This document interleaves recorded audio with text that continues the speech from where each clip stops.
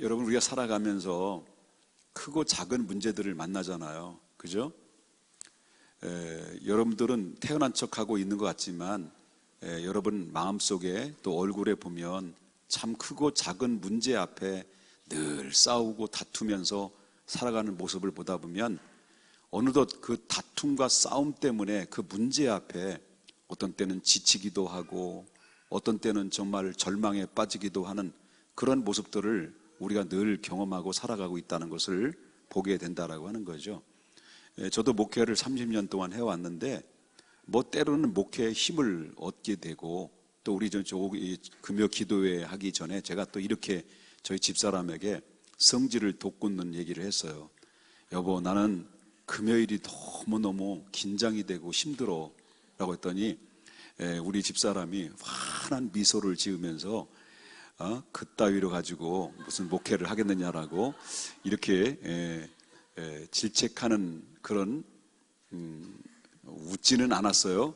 이렇게 항상 이렇게 제가 좀 혼났습니다. 참 그런 것 같아요. 항상 충만한 건 아닌데 금요 기도회 때는 정말 어떤 때는 그 심적인 그런 부담이 많이 와요. 왜 그러냐면 사모하는 사람들이 와서 기도하고 또 힘을 얻어야 되는데 우리가 무슨 힘으로 얻게 됩니까?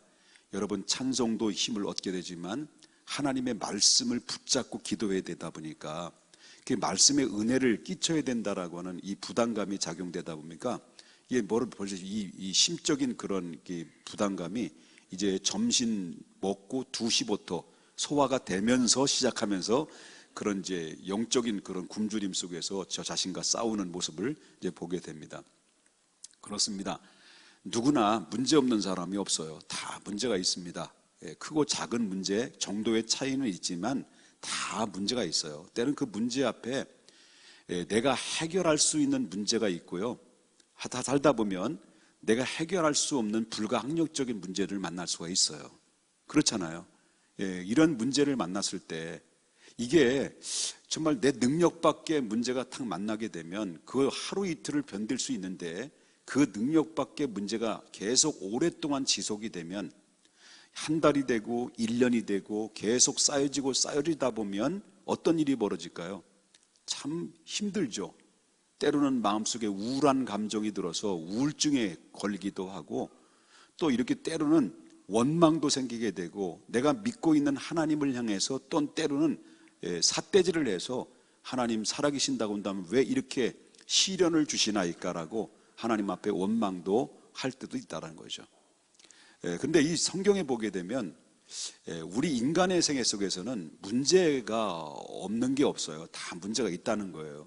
원래 인간은 죄인으로 태어났기 때문에 늘 문제 속에 싸우고 살아가는데 성경에도 문제를 만난 사람들이 많이 등장이 돼요. 근데 문제를 만났는데 그 문제가 작은 문제가 아니라 일생일대에 가장 고통스럽고 수치스럽고 정말 모멸감 속에서 늘 살아갈 수밖에 없는 사람들도 성경에 많이 등장이 되는데 오늘 저와 여러분이 함께 읽었던 말씀 중에서 한 사람이 소개되고 있는데 그 사람이 누구냐면 나병 환자를 만나게 됩니다.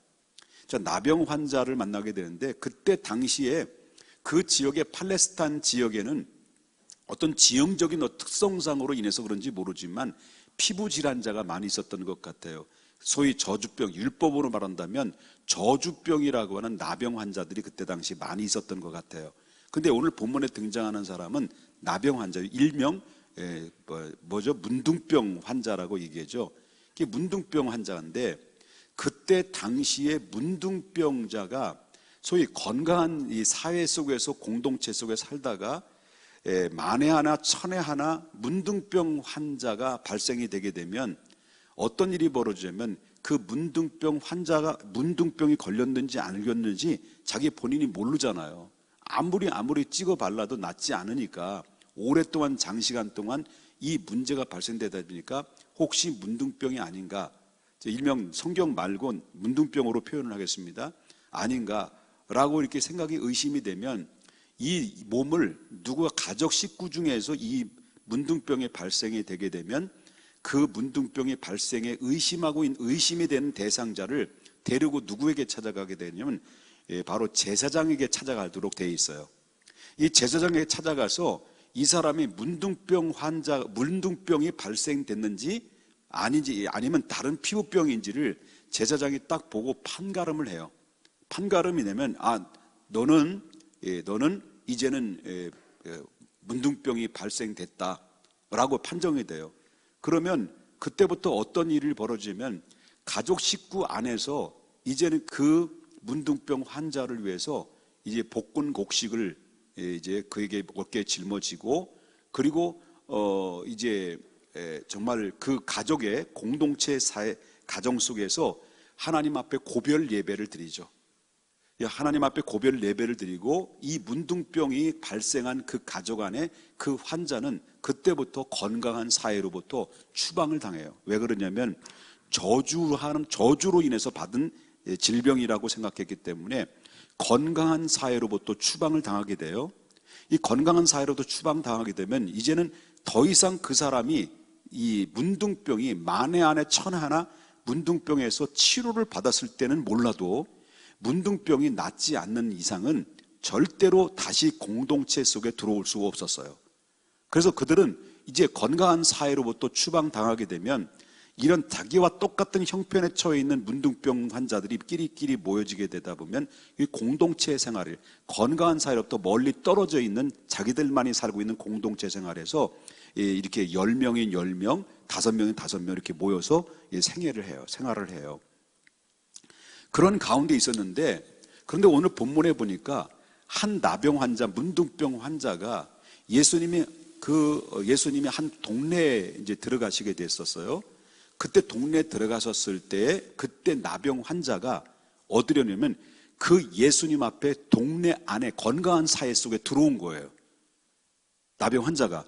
그러니까 그 나병 환자들이 모여지는 공동체 속에서 이탈을 해가지고 건강한 사회 속에 들어와서 예수님 앞에 엎드린 거예요. 자, 예수님 앞에 엎드렸을 때 그때 건강치 못한 이 공동체, 소위 말한다면 나병 환자들 속에서 살고 있는 공동체 속에서 이탈해서 건강한 사회로 들어와서 예수님 앞에 엎드리면서 뭐라고 얘기하냐면, 주님께서 원하신다고 한다면 나의 질병을 치료할 수 있습니다라고 고백을 해요. 그러니까 이 사람은 뭐냐면 이 기도를 했을 때 기도의 내용을 보게 되면 우리는 나사렛 예수요, 다윗 자손 예수요, 나를 불쌍히 여겨달라고 기도를 하잖아요. 하나님 나를 좀 고쳐달라고, 하나님 이 문제 좀 해결해달라고 기도를 하잖아요. 그런데 이 나병 환자는 이 다른 사람들과는 달리 당신이 원하신다면 나를 치료하실 수 있습니다라고 하는 고백을 해요. 그렇다면 이 나병 환자가, 이 문둥병 환자가 어떻다는 거예요? 정말 나는 그때 당신은 예를 들어 저주를 받은 사람이라고 생각했기 때문에 이 사람이 여기 이 건강치 못한 나병 환자들끼리 모여져 있는 이 사회 속에서 건강한 사회 안으로 뛰어 들어왔다라고 하는 것은 이 사람의 마음속에는 어떤 각오를 하고 왔을까요? 죽음을 각오하고 온 거예요. 다시 말하면 죽으면 죽으리라는 마음 가져온 거예요. 대단한 결심 아니면 죽을 각오하지 않으면 이 건강한 사회 속에서 예수님 만날 수가 없거든요. 왜냐하면 만약에 이 나병 환자가 건강한 사회에 들어오게 되면 이 나병 환자가 정상적인 사람이 눈에 띄게 되면 돌을 들어서 나병 환자를 던져서 죽여도 아무런 문제가 발생되지 않아요. 다시 말한다면 저주받은 인생이니까. 그러니까 이 부정한 사람이라고 해서 돌을 던져 죽임을 당할 수밖에 없는 상황인데, 이런 가운데 여러분 그 건강한 사회 속에 뛰어 들어와서 예수님 앞에 엎드려 당신이 원하신다면 나를 깨끗하게 하실 수 있습니다라고 이렇게 하기까지는 이 나병 환자는요 너무 큰 결단을 하지 않으면 안 됐다라는 거죠. 그만큼 자기에게는 어떤 거예요? 절대적인 거예요. 이 기회의 절대적인, 여러분 그것을 보면서 느끼는 게 바로 뭐냐면 기회라고 하는 것은 하나님의 기회의 주인공, 기회가 성취되는 주인공은 아무나 주어지는 게 아니라는 것을 느껴지죠. 다시 말한다면 정말 사모하는 마음으로 구하고 찾고 두들기는 자에게 기회가 주어지지, 하나님 어떻게 하실 줄 믿습니다. 어떻게 될 줄 믿습니다. 어떻게 되겠지? 아무것도 하지 않는 상태 속에서 하나님의 응답을 기대하는 것은, 이거는 바로 뭐냐면 공짜 심리예요. 주님께서는 무엇을 말하냐면, 응답받기를 원하느냐, 문제 해결받기를 원하느냐, 그럼 구하라, 그럼 찾아라, 두드리라, 이런 얘기를 했지, 내가 알아서 다 해주겠다라고 이렇게 주님 말씀하신 적이 없거든요. 이 사람은 뭐냐면, 그만큼 다른 사람들은 똑같은 나병 환자들이 그 안에 많이 있는데, 나병 환자 속에서 한 사람이 건강한 사회 속에 들어와서, 난 죽어도 상관없다, 어차피 죽을 인생, 뭐 살아도 살아 인생이냐? 살아도 산 인생이 아니지 않느냐? 그러니까 나는 어차피 죽을 인생이고, 죽든 죽느니 예수님 한번 만나고 예수님께 한번 기도하고 예수님께 요청하고 죽자, 그런 간절한 마음으로 여러분 그 예수님 발 앞에 엎드려서 그렇게 기도하는 과정 속에는요, 이미 죽음을 각오하고 왔다는 거예요. 그러니까 이런 가운데 있는 그 모습을 바라보셨던 예수님이 딱 볼 때 어떤 마음이 들었을까요? 당신이 원하신다면 나를 깨끗하게 할 수 있습니다라고 하는 것이, 나는 저주받아서 당신께 구할 수 있는 자격조차도 없는 존재입니다, 이거예요. 당신에게 난 하나님 앞에 이 주님께 이 시간 내 모든 소원을 고쳐달라고 할 수 있는 자격조차도 없지만, 그렇지만 주님이 원하신다면 주님이 나를 깨끗하게 하실 수는 난 믿습니다, 그 기도를 한 거예요. 여러분, 얼마나 이분이 정말 대단한 믿음을 가지고 있었느냐라는 거죠. 여러분, 이것을 보면 정말 하나님께 응답의 주인공이나 기적의 주인공은 그냥 우리가 평범하게 주님께서 해주시겠지, 교회 열심히 나오고 예배 잘 드리고 하나님 앞에 찬송 드리고 우리가 나름대로 헌신 잘하면 하나님이 다 알아서 해주시겠지라고 한 것이 아니라, 내 문제만큼은, 내 개인의 문제나 가정의 문제나 어떤 문제를 만났을 때 내 인간의 힘으로 어찌할 수 없고 인간의 수단으로 어찌할 수 없고 인간의 방법으로 어찌할 수 없는 이 불가항력적인 문제를 만났을 때는요, 여러분, 이것은 어떻게 해야 됩니까? 목숨을 내걸고 하나님 앞에 목 놓아 부르짖고 기도하는 그런 기회를 붙잡지 않고는 절대로 그 문제가 해결될 수는 없다는 거예요. 물론 주님이 원하시면 구하지 않아도 하나님이 필요에 따라서 주시는 경우도 있습니다만은, 그러나 모든 이 불가항력적인 문제를 만났을 때 주님께서는 뭘 확인을 하십니까? 이 사람도 뭘 보고 고쳐주신 거예요? 믿음 보고 고쳐주신 거예요. 죽으면 죽으리다라고는 믿음. 예수님께 찾아온 수많은 사람들이 있었어요. 중풍병자도 만났고 안진뱅이도 만났고 그리고 나병 환자들도 만났습니다. 그리고 그뿐만 아니라 소경도 만났어요. 소위 말한다면 바디메오 같은 사람도 다윗 자손 예수여, 나사렛 예수여, 나를 불쌍히 여기달라고. 여러분, 다른 사람들은 예수님 기적을 보러 왔는데, 그 사람들은 다 예수님 기적이나 예수님 모든 이적을 보러, 많은 사람 예수님을 얼굴 보러 왔는데, 이 사람은 지금 당장 당면한 문제는 바로 뭐냐면 이 눈의 문제거든요.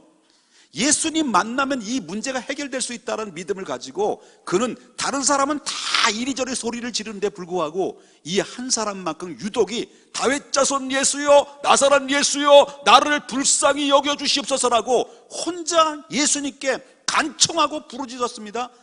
인간의 힘으로는, 의학으로는 불가능한 거예요. 그렇잖아요? 불가능한 겁니다. 그런데 주님 앞에 부르짖었습니다. 그리고 조용하라고, 잠잠하라고, 어디 소경 주제에 무슨 소리가 시끄럽게 만드냐고 하는데도 불구하고 그때 그 말 앞에 거기에는 굴복하지 않고 더욱 심히 소리질러 다윗 자손 예수여, 나사렛 예수여, 나를 불쌍히 여기달라고 간청했던 것은 바로 뭐냐면, 물러서지 않고 포기하지 않는 하나님을 향한 절대적인 기도가 결국 예수님의 발걸음을 멈추게 하는 거예요. 그럴 때 예수님이 뭐라 그랬습니까? 네가 저를 데려와라. 그 주께서 부르신다, 와라 해서 제자들이 그를 데려왔습니다. 예수님께서 질문하죠. 내가 너에게 무엇을 해주기를 원하느냐? 라고 했을 때 보기를 원합니다. 그럴 때 예수님이 하신 이야기가 바로 뭐예요? 내 믿음이 너를 구원했느니라. 다시 말한다면 내 믿음대로 될지어다라고 그랬어요. 그러면 예수님께서는 그냥 한 말도 한 거 아니에요. 믿음대로 될지어다라는 그 말씀 앞에 그 자리에서 눈을 떠버린 거죠. 자, 오늘 나병 환자도 당신이 원하신다면 나를 깨끗하게 하실 수 있습니다라는 믿음을 가지고 주님께 요청을 했어요. 그때 다른 사람과는 달리 예수님께서는 말씀만 하셨다거든요. 그래도 치유받았다는 거예요. 문둥병 10명이 찾아왔을 때 똑같이 이들이 일제히 나사렛 예수여, 다윗 자손 예수여, 나를 불쌍히 여기달라고 했을 때, 우리를 불쌍히 여기달라고 했을 때, 가라 너의 제사장에게 몸을 보이라고 했을 때 예수님 말씀만 한 거예요. 그런데 저들이 돌아서는 중에 자기가 나은 것을 느꼈다는 거예요. 그런데 오늘 본문에 보면요, 그와는 달리 나병 환자에게 손을 얹어요. 손을 얹고 내가 원하노니 깨끗함을 받아라 라고 말했어요. 근데 그 즉시, 그 말씀이 선언하는 그 즉시 나병 환자가 몸에서 깨끗하게 치료를 받아요. 자, 이는 예수님께서 내가 원하노니 깨끗함을 받으라고 하는 이 선언 앞에 문둥병이 그 선언 앞에 굴복해서 문둥병이 몸에서 떠나가 봐요. 자, 이것은 뭘 말하냐면 예수님의 명령 앞에 병이 굴복당했어요. 예수님 명령 앞에 여러분 문둥병이 완전히 싹 나가버렸어요. 뭘 말하냐면 왜 이런 일들이 벌어질까? 예수님의 손을 얹고 그리고 내가 원하노니 깨끗함을 받을지어다라고 선포할 때 그 질병이 몸속에 떠나갔던 그 능력이 어디서 왔을까요? 자, 요한복음 1장 1절에 보면 예수님은 누구라고 그랬습니까? 말씀이라고 그랬습니다. 말씀이 누구와 함께 있었다고 그랬어요? 하나님과 함께 있었다고 그랬습니다. 그 말씀이 곧 누구라고 그랬습니까? 하나님이시라고 그랬습니다. 말씀이 없이는 그 천지가 창조됐다고 그랬습니까? 안 됐다고 그랬습니까? 됐다고 그랬습니다. 창조되지 않았다고 그랬습니다. 말씀이 없이는요. 그때 천지를 창조했을 때 빛이 있으라 할 때 빛이 생겼습니다. 궁창이 있으라 선포할 때 궁창이 생겼습니다. 이 모든 천지 만물이 누구의 이기운에서 이루어졌냐면 하나님의 말씀의 이기운에서 이루어졌어요. 그런데 그 말씀의 이기운으로 이루어지는 그 말씀의 주체이신 본체이신 예수님이 내가 원하노니 깨끗함을 받으라 할 때 안 나가겠냐는 거예요. 그 모든 질병도 예수님 명령 앞에 굴복당하고 몸속에 빠져나가는 기적이 일어났다는 거죠. 여러분, 그 예수님은 오늘도 우리와 함께 하신다고 하는 거예요. 예수님 우리와 함께 한다는 거예요. 예수님은 지금 하나님 우편에 계셔서 우리를 위해서 날마다 중보하며 중보 기도자로서 우리를 위해서 대신해서 영원한 대제사장으로 우리를 위해서 기도해고 계시고요. 우리 안에 성령이 계셔요. 그러니까 우리 안에 성부, 성자, 성령이 하나님 다 계시는 거예요. 안 계신 곳이 없어요.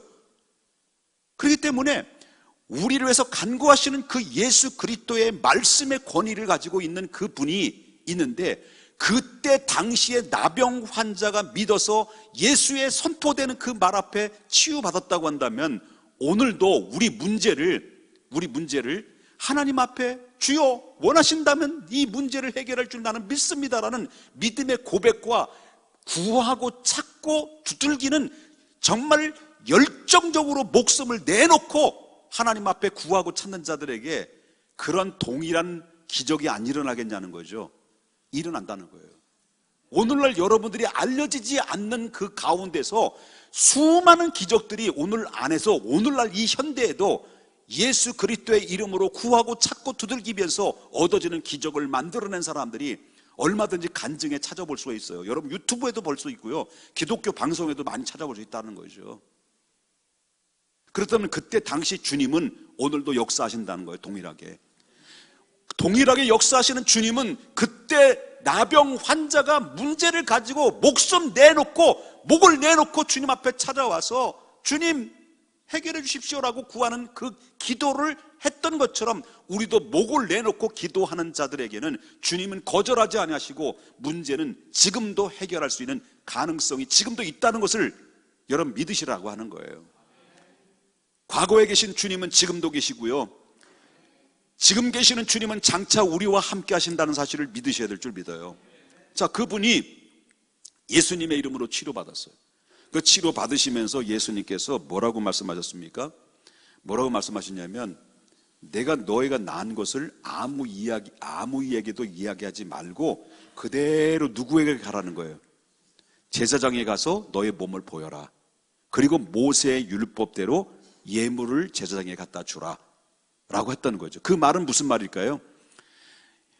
나병 환자가 그때 당시에는요, 만에 하나 천에 하나 나병 환자가 발생됐을 때 나병 환자가 치료를 받았어요.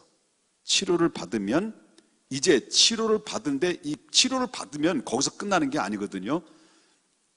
치료를 받으면 이제 어디로 들어와야 돼요? 건강한 사회로 다시 복귀를 해야 되잖아요. 복귀를 해야 되는데 그냥 복귀하면 뒤지게 맞아요. 돌로. 미안합니다. 죄송합니다. 이게 원색적인 이야기였는데 웃을 줄 알았더니 여러분이 안 웃으시니까 너무 심각하시니까 제가 죄송하다는 생각. 미안합니다. 여러분들 잘못했습니다. 여러분이 안 웃으셔가지고. 자, 건강한 사회로 만약에 들어간다. 맞아요. 돌로. 그런데 이 나병 환자가 건강한 사회로 다시 복귀하려면 제사장에게 자기가 나은 것을 확인서를 받아야 돼. 그래서 확인서를 받아가지고 그럴 때 동네 추장이나 아니면 또 동네에 어떤 그런 족장들 있잖아요. 족장들에게 그에 줘서 확인서를 받고 나면 그때 공동체 안에서 살 수 있는 그런 기회를 준다라고 하는 거죠. 이런 은혜를 받았다는 거죠. 그런데 여기서 이제 주목해 볼 만한 게 중요하죠. 그렇다면 예수님께서 왜 너희가 나은 것을 아무에게도 이야기하지 말라고 하셨느냐는 거죠. 예수님께서 너희가 나은 것을 아무 이야기도 하지 마라. 그 이야기를 한 이유가 뭘까? 이 사실에 대해서 많은 이야기들이 많이 있습니다만은 보편적으로 두 가지를 한번 생각할 수 있어요. 왜 많은 사람 너희 몸을 나은 것을 많은 사람들이 알리지 마라 라고 했던 이유가 바로 뭐냐면, 알리지 말라고 해도 알릴까 안 알릴까요? 알려요. 사람들이 입이 얼마나 방정맞는데요. 그것도 더 좋은 일인데요. 둘 중에 하나, 너무 좋은 일도 가만히 못 있어. 그리고 너무 안 좋은 일도 가만히 못 있어요. 이게 인간이에요. 그런데 그럼에도 불구하고 예수님께서는 아무에게도 알리지 마라. 그 이유는 뭘까요? 첫째는요, 그때 당시에 예수님이 많이 알려졌잖아요. 수많은 사람들이 예수님의 소문을 듣고 예수님께 찾아왔어요. 왜? 예수님이 사역이 아침부터 일어나셔서 새벽 미명에 기도하시고, 기도가 끝난 다음에 아침부터 어디 회당에서 말씀을 증거하시고, 그 다음에 병자, 환자들을 치유하는 일들을 사역해요. 그래서 아침부터 저녁까지 사역이에요. 그러니까 그런 가운데 있다 보니까 수많은 사람들이 몰려들었는데, 수많은 사람들이 몰려들 때, 그때 예수님께서 이 나병 환자가 또 낫다고 생각할 때, 낫다고 이 소문이 번졌을 때는, 그때는요, 걷잡을 수 없는 사람들이 많이 몰려오게 되면 예수님께서는 그걸 원하지 않는 게 뭐냐면 본질적인 사역을 훼손된다는 거예요. 예수님이 하시고자 하는 본질적인 사역의 의미가 뭐예요? 귀신을 내쫓이거나, 나병 환자를 치료하거나, 안진뱅이를 일으키거나, 뭐 이런 치유의 사역의 목적이 아니에요. 예수님이 근본적으로 이 땅에 오신 목적인 바로 뭐예요? 영혼 살리는 거예요. 다시 말한다면 많은 사람들이 몰려들고 소문에 의해서 많은 사람이 막 벌떼처럼 부른 때쯤 몰려들게 되면 예수님께서 근본적으로 복음 사역에 막대한 지정을 얻을 수 있는 상황이기 때문에 예수님께서 그것을 피하게 하기 위해서 주님께서 아무 이야기도 하지 말라는 것이 또 하나 있고요. 또 한 가지 있다고 한다면, 그때 당시 예수님께서는 이 땅에 오신 목적이 뭐냐면 뭐하러 오셨어요? 죽으러 오신 거예요. 하나님의 뜻을 성취하러 오신 거예요. 인류를 구원하기 위해 오신 거예요. 그 목적과 사명을 가지고 오신 건데, 근데 그때 당시에 예수님이 소문이 많이 나다 보니까 그 많은 기적과 이적을 베푸니까 많은 백성들이, 주변 사람들이, 제자들도 마찬가지로 이분이 드디어 약속의 메시아로 왔다. 그것이 바로 뭐냐면 우리 민족의 메시아로 본 거예요. 유대인의 민족의 메시아. 인류의 메시아로 본 게 아니에요. 이 민족을 해방할 메시아로 보냈다. 그렇게 생각해가지고 막 기적을 일으키고 막 이적을 일으키니까 이분이야말로 로마를 물리치고 그다음에 불신의 세계들을 물리치고 이제 유대인의 왕으로 등극해서 이제 우리나라의 때가 이제 해방의 때가 왔다라고 민족의 메시아로 생각해서 이 예수를 사람들이 억지로 뭘 삼으려고 했습니까? 왕으로 삼으려고 했던 거예요. 이런 거를 피하기 위해서 예수님께서는 그 아무에게도 이야기하지 말라. 그 밖에 이유도 많이 있겠습니다만 그렇습니다. 자, 그런데 이 나병 환자가 가만히 있었어요, 없었어요? 졸려요? 말씀이 이해가 돼요? 이해가 안 되면 할 수 없는 거죠, 뭐. 자, 눈이 초점을 잃었어, 초점을.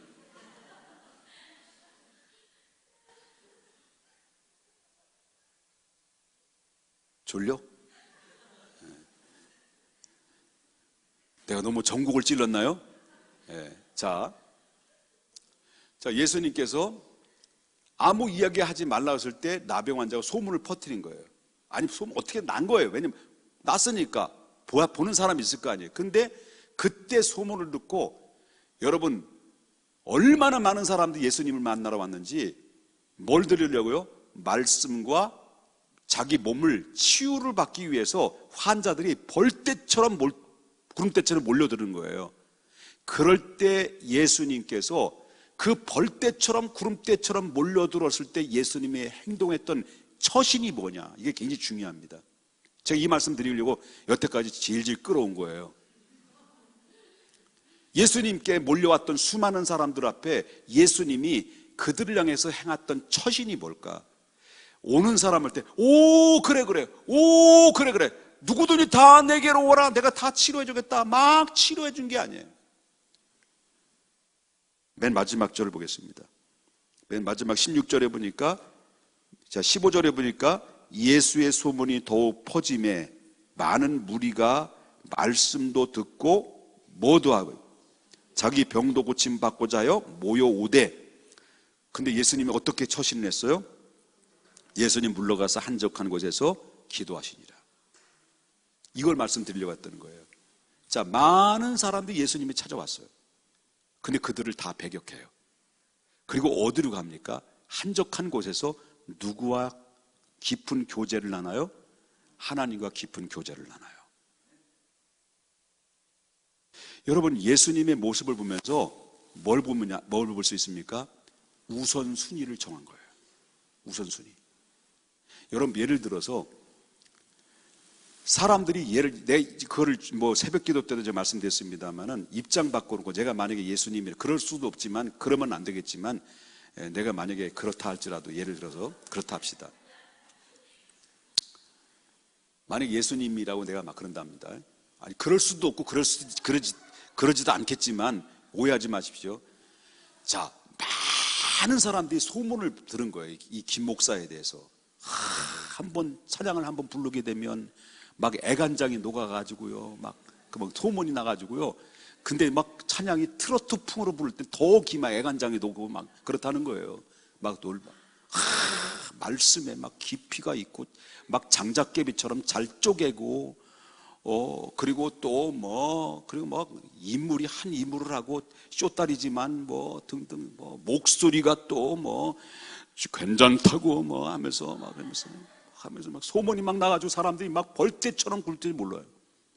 그러면요, 제가 그런 모습을 사람들이 몰려올 때 누구 만나러 오는 거예요? 저 만나러 온 거예요. 그럴 때 제가 기뻐할까요? 기분 나빠할까요? 기쁘죠. 왜? 나 만나러 오는 사람이 얼마나 기쁩니까? 그러다 보면 한 사람, 두 사람, 많은 사람 나를 만나러 보고, 우리 목사님 설교 들어오자. 주님 말씀 듣는 게 아닌데, 주님 말씀 듣는 건데, 우리 목사님 설교 들어오자. 우리 목사님 바라보자. 우리 교회 가자. 그래서 모든 포커스가 우리 교회 목사님, 우리 교회 목사님 설교, 우리 교회 목사님 찬양, 우리 교회 목사님 목소리, 이런 것 다 소문이 들어서 사람들이 몰려 들어왔어요. 500명 이상이 몰려왔어요. 그러면 은근히 좋아요. 은근히 좋은 게 아니라 겁나게 좋아요. 아니, 허벌나게 좋아요. 너무너무 좋은 거예요. 그런데요, 주님이 그걸 원하지 않는다는 거예요. 주님이 원하는 게 그게 아니라는 거예요. 근데 우리 입장 바꿔놓고 보면 너무 좋은 거예요. 그러니까 많은 사람들이 자기를 동조하고 자기를 따르는 무리가 생기는 것이 이게 바로 뭐냐면 바로 힘의 논리예요. 공동체 속에서 힘의 논리에 의해서 나를 지지하는 사람들이 많아지면 많아질수록 내가 어떤 게 생겨지게 돼요? 파워가 생겨요. 파워가 생기는데 이 파워가 어떤 파워가 되느냐, 자칫 잘못하면 자기 자신을 잘 컨트롤하면 문제가 되지 않아요. 근데 다 100이면 100, 10이면 10, 다 자기 자신을 컨트롤 못해요. 나를 지지하는 사람들이 많아지고 동조하는 사람이 많아지면 힘의 논리가 생기게 되면서 바로 내 자신이 그럴수록 자신을 낮추고 겸손하게 바로 주님의 영광을 돌려야 되는데 그 힘의 논리에서 이제 자기의 뜻에 맞지 않거나 자기의 신앙 노선에 맞지 않거나 맞거나 하는에 따라서 여기에 따라서 뭡니까? 그 뒤에 백그라운드에서 밀어주는 힘에 함께 더불어 밀어붙여 버리는 거죠. 그러니까 한국교회가 그래서 분열되는 이유가 바로 그거예요. 그래서 이걸 가지고 무슨 힘이라고 그럽니까? 영향력이라고. 영향력. 이게 바로 뭐냐면 교회가 어떤 영향력의 지배를 받아야 되느냐면 주님으로부터 지배를 받아야 돼요. 지배. 교회가 교회 주님으로부터 영향력을 지배를 받아야 되는데 사람으로부터 어떤 영향력이 힘의 논리에 의해서 누군가 막대한 지지를 보내주고 교회에서 헌금을 팍팍하고 그리고 교회 중직자로서 맡아서 있는 사람들의 중심으로 막 교회가 이루어진다고 한다면 그 힘의 논리에서 그리스도는 영광 가려지고 누구만 늘어납니까? 사람의 힘들만 파워가 형성이 되는 거죠. 이 사람 파워, 저 사람 파워, 목사 파워, 장로님 파워, 안수집사 파워 이렇게 되다 보면 누구가 없어진 거예요? 주님은 없고 사람들만 남는 거예요. 중요한 것은 바로 뭐냐면 많은 사람들이 왔는데도 불구하고 예수님 뭡니까? 딱 거절하고 우선순위 뭐예요? 하나님과 교제를 나눠요. 이게 중요한 거예요. 여러분 그것을 가서 우리가 뭐냐면 이런 가운데 많은 유혹을 받아요. 많은 유혹을 받을 때 우리가 해야 될 게 바로 뭐냐면 이게 바로 뭐냐면 결단과 거절이 있어야 된다는 것을 우리가 보게 된다라고 하는 거예요. 결단과 거절. 다시 말한다면 이거 바꿔서 말한다면 내가 이런 가운데 타협이냐 거절이냐. 우리는 타협하는 일들이 너무 많아요. 술의 문제도 그렇고 그리고 명예 문제도 그렇고요. 여러분 주일 성수의 문제도 그렇고요. 11조도 그렇고 다 이유가 있고 다 뜻이 있어요. 주일 성수도 그렇고 11조도 그렇고 뭐 주의 일도 마찬가지고 뭐 예배 드리는 거 마찬가지고 모든 뜻이 있고 다 이유가 있어요. 근데 타협이라는 문제가 우리를 무너뜨리게 되는 바벨탑이라는 걸 아셔야 돼요. 타협. 네, 좀 오늘 설교 짧게 한다는 선포하는 날은 가장 길은 날이에요. 좀만 더 드리고 마치면 고통스럽지만 참으세요. 참을 때 약이 될 겁니다. 제가 여러분들 우리 집사람은 저 처음 만날 때 제가 속인 게 여러 가지 속인 게 있어요. 예, 당신이 천여자다.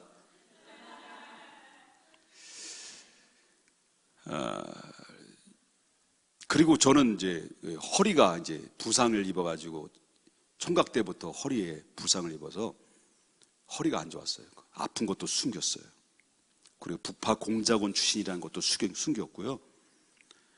그리고 옛날에 술도 안 먹어봤고 술도 먹었다는 거, 담배도 안 폈다는 것도 제가 전혀 술도 안 먹고 담배도 안 핀 줄 알았어요.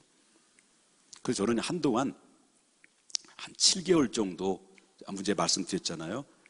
방황했던 시절이었어요. 북파 공작원에서 나와서 3년 동안 휴가 없이 거기서 있다가 인간 병기가 돼가 나와서 사회에 나가니까 뭐 어떻게 살아야 될지 적응이 안 되는 거예요. 모든 매사에 부정적이고요. 늘 술로 살았어요. 술로. 7개월 동안 술로 살았어요. 늘 술 쩔었어요. 물론 거기 때도 술 먹었지만 늘 술로 살았어요. 여러분 진로하고 그만해야지. 담배는 하루에 2갑씩 폈어요. 여러분, 살기 포기하고 우울증에 시달려 있는 사람이 살게 의미가 뭐 있겠습니까?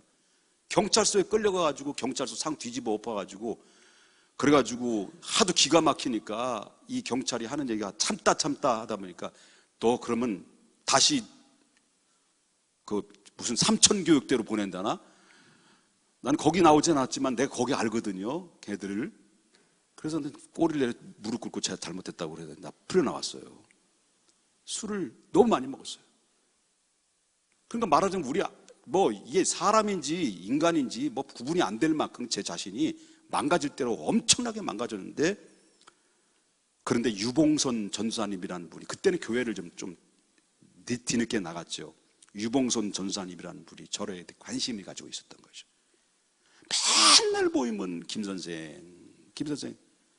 그래 모여가지고 맨날 1대1로 만나가지고 사형리 가르쳐주고, 들어도 많아. 쓸데없는 질문이야. 귀신은 처음부터 어떻게 생겼냐고 물어보고 하고. 그러면서 비아냥거리고 이렇게 했던 사람이에요, 제가. 얼마나 방황하는지. 그리고 이런 친구들도 저는 내놨어요. 그렇게 안 생겼죠? 믿거나 말거나요. 그런데 어느 날 주님이 내 안에 들어온 거예요. 주님이 내 안에 들어와서 그때 담배를 끊었어요. 한 6개월 정도 한 방에 끊었어요. 그 다음에 두 번째는 술을 끊었어요. 술은 한 6개월 정도 또 술을 끊었는데, 담배는 6개월 되니까 생각이 안 나요. 근데 술은 수시로 생각나요. 기분 나빠서 생각나고, 기분 좋아서 생각나는 거예요. 이런 얘기하면 잘 들어.